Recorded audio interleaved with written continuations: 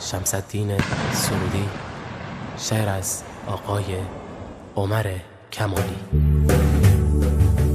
دست در دست به گرمی و صداقت بنهید، آمده موسم بخشش عید قربان سعید. دل از اندوه و غم و غصه بسازید رها، با خط خوش بنگارید در این برگ جدید، با خط خوش بنگارید در این برگ جدید. دوستان کینه و بغضین همه و قهر بس است، روز قربانی و نهر و روز ذبح هوس است. شاد و خرم همه از بند بدی ها آزاد. حال ابلیس لعین نیست به کنج قفس است، حال ابلیس لعین نیست به کنج قفس است. دست در دست به گرمی و صداقت بنهید، آمده موسم بخشش عید قربان سعید.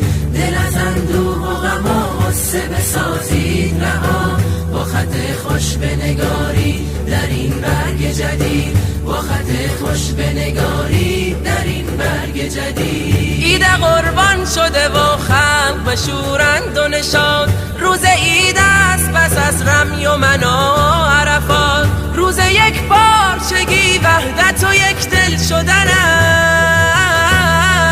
است، روز نازل شدن رحمت و خیر و برکات، روز نازل شدن رحمت و خیر و برکات. دست در دست به گرمی و صداقت بنهید، آمده موسم بخشش عید قربان سعید.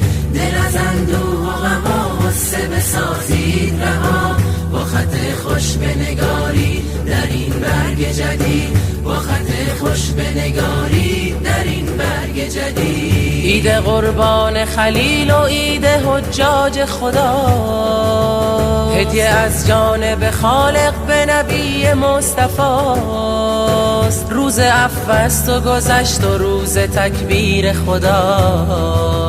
روز عید است دل از غصه و اندوه جداست، روز عید است دل از غصه و اندوه جداست. دست در دست به گرمی و صداقت بنهید، آمده موسم بخشش عید قربان سعید. دل از اندوه و غم و غصه بسازید رها، با خط خوش بنگارید در این برگ جدید، با خط خوش بنگارید در این برگ جدید. دوستان درگذرید از هم و از هر چه بدیست، که گذشت از صفت بارز و اخلاق نبیست. ارزش کینه و اندوه غم و قهر ندارد دنیا، چون که دنیا گذران است و قیامت ابدیست، چون که دنیا گذران است و قیامت ابدی. دست در دست به گرمی و صداقت بنهید، آمده موسم بخشش عید قربان سعید.